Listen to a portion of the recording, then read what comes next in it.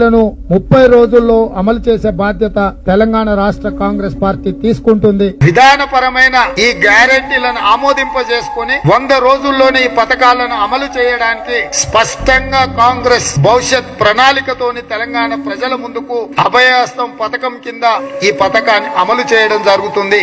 కేంద్రంలో కాంగ్రెస్ అధికారంలోకి వస్తేనే తెలంగాణకు ప్రజలకు ఇచ్చిన హామీలు 100% అమలు జరుగుతాయి. అందరికీ నమస్తే. నేను మీ పావని గౌడ్. గుంపు మేస్త్రి మోసపూరిత మాటలు విన్నారు కదా. అధికారం కోసం ఒక మోసం, అధికారంలోకి రావడానికి ఇంకొక మోసం, అధికారంలోకి వచ్చిన తర్వాత మరొక మోసం. మోసం మోసం మోసం మోసం. కాంగ్రెస్ పార్టీ అంటేనే మోసం, గుంపు మేస్త్రి అంటేనే మోసాలకు అడ్డా. తెలంగాణ ప్రజలను మోసం చేయడమే పరమావధిగా పెట్టుకున్న పార్టీ కాంగ్రెస్ పార్టీ. ఆ మోసాల పునాదుల మీద అధికారంలోకి వచ్చింది ఈ గుంపు మేస్త్రి ప్రభుత్వం. డిసెంబర్ 9వ తారీఖు నేనస్తా, 2 లక్షల రుణం మాఫీ చేస్తా. డిసెంబర్ 9వ తారీఖు నేనస్తా, కేసీఆర్ ఇచ్చే 10,000 బిచ్చమద్దు, నేనొచ్చి రైతు భరోసా 15,000 ఇస్తా. డిసెంబర్ 9వ తారీఖు నేనస్తా, 2,000 పెన్షన్ వద్దు, 4,000 పెన్షన్ ఇస్తా. డిసెంబర్ 9వ తారీఖు అవ్వ అక్క నేనస్తా, 200 యూనిట్ల current bill Sonia Gandhi free ఇస్తుంది. డిసెంబర్ 9వ తారీఖు నేనస్తా, కళ్యాణ లక్ష్మి వద్దు, కళ్యాణ లక్ష్మితో పాటు 1,00,000 రూపాయల తులం బంగారం ఇస్తా.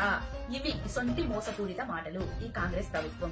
డిసెంబర్ 9వ తారీఖు అయిపోయింది, జనవరి 9వ తారీఖు కూడా అయిపోయింది, ఫిబ్రవరి 9వ తారీఖు రాబోతాంది. 30 రోజులు అయిపోయినాయి, 100 రోజులు దగ్గరకు వస్తాయి. మరి నేను ఇప్పుడు ఏం చేయాలి? మళ్ళీ మోసం ఎత్తుకోవాలి. అదే మోసం.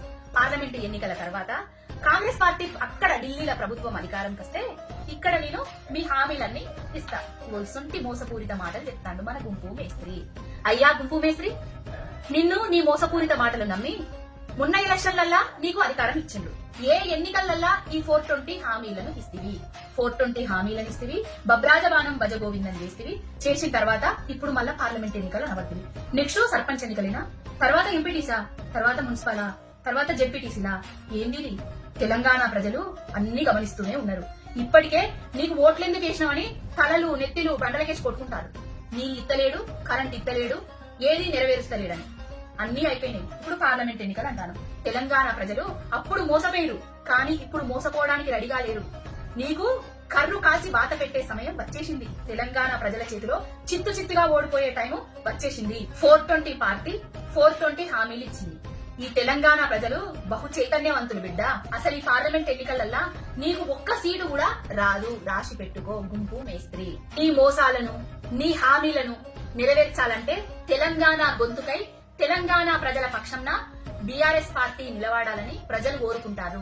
ఇప్పటికే కేసీఆర్ గారిని మిస్ అయినా అనేసి కేసీఆర్ గారిని లేనిది అసలు వాళ్ళు జీర్ణించుకోలేకపోతారు. తెలంగాణ ప్రజల పక్షాన నీ హామీలు నెరవేర్చేదాకా ప్రజల గొంతుకై కొట్లాడేది బీఆర్ఎస్ పార్టీ.